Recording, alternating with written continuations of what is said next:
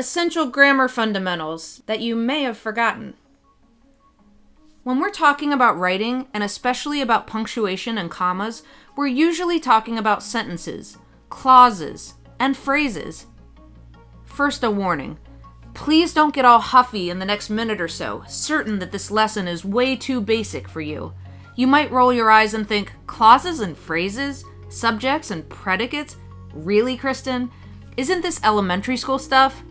Well, yeah, it is elementary school stuff, but it's just a fact. It's likely that you haven't reviewed these basic building blocks of grammar since elementary school, middle school at best. And I personally have graded the essays of hundreds of excellent high school graduates who stumbled all over these concepts and then lost letter grades because of it. I don't want that to be you. Last note, my goal here isn't to teach you everything about grammar. That would be a course topic all its own. I'm not going to bog you down with all kinds of detailed terminology, but I know the most common errors and the most catastrophic that pop up all the time in college essays. So I'm going to teach you how to avoid the top 10 or so big errors to keep your professor's focus on your content and not on your strange comma placement or sentence fragment problem. Sound good? So here's what you need to know about a clause. A clause is a group of related words that contains both a subject and a predicate. The topic of the clause is the subject, and what is said about the subject is the predicate. The student apologized for being late. Usually, but not always, the subject tells the reader who or what is doing something. The civil engineering majors completed a mandatory internship. West Point, a military academy, is located north of New York City. Maple syrup spilled all over her sweater. We'll be discussing both complete subjects and predicates as well as simple subjects and predicates. When I talk about a complete subject or a complete predicate, I'm asking you to give me every word that can be defined as the subject or predicate of a clause, the whole thing. Here's what I mean.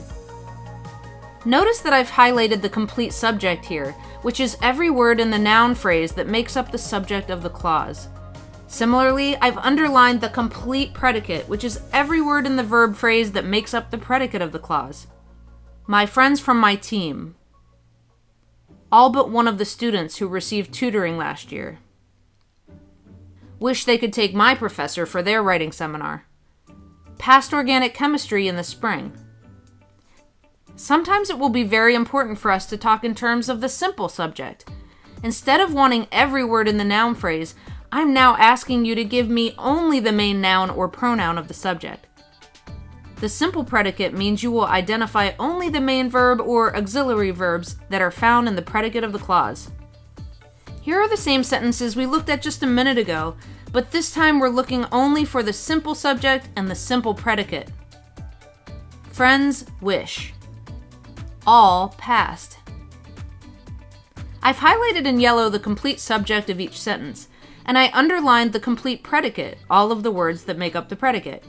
But if we were only wanting to identify the simple subject and the simple predicate, we could do that, and I've placed the simple subject in italics and highlighted in blue the simple predicate.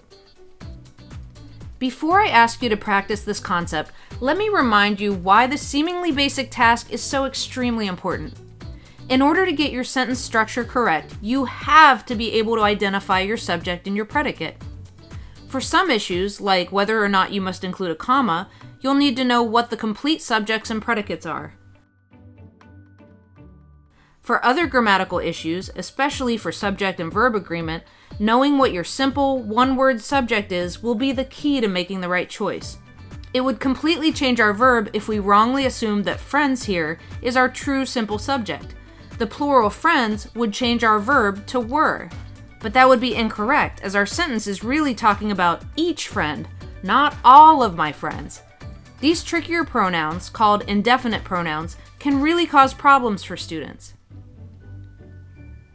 We're going to look at some sentences here from Chimamanda Adichie's incredible TED Talk from October of 2009, titled The Danger of a Single Story, which I highly recommend to you.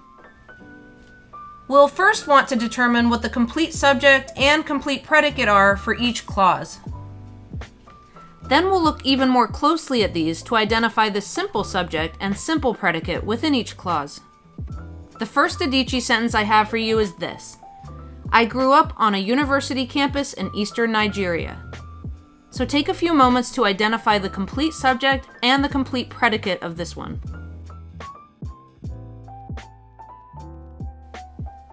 This complete subject is very short. It's just I.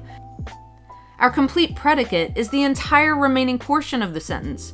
What did I do? Grew up on a university campus in eastern Nigeria. So now you need to identify what the specific simple subject and simple predicate are here. In this sentence, the simple subject is the exact same as the complete subject, just I. But our simple predicate, which should only be 1 or 2 words usually, is the word grew. Here's the next one.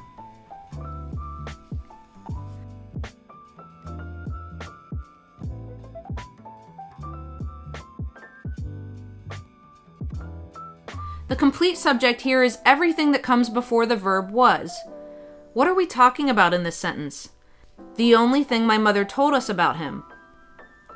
And our complete predicate is the rest of the sentence, was that his family was very poor. For our simple subject and predicate, we are really honing in on just one word for each. So our simple subject is thing, and our simple predicate is was. Next one.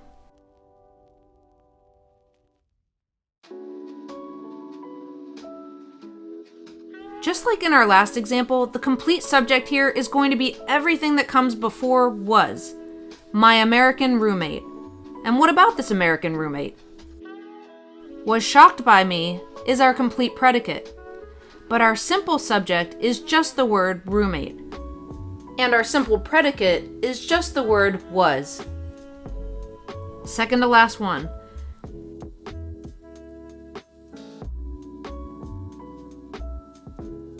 This sentence is definitely a sad one, but regarding grammar, we can include all of the words before the verb died for our complete subject.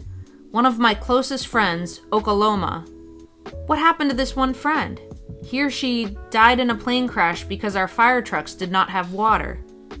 But what are our essential, simple words that we need out of this sentence? One, died. You could argue and say that Okoloma is the simple subject, and that could be acceptable. Okoloma is still one friend, so it wouldn't ever change the verb tense. Technically, because the friend's name has been set apart by commas the way it is here, our true simple subject is that first word, one. And your last practice sentence for this.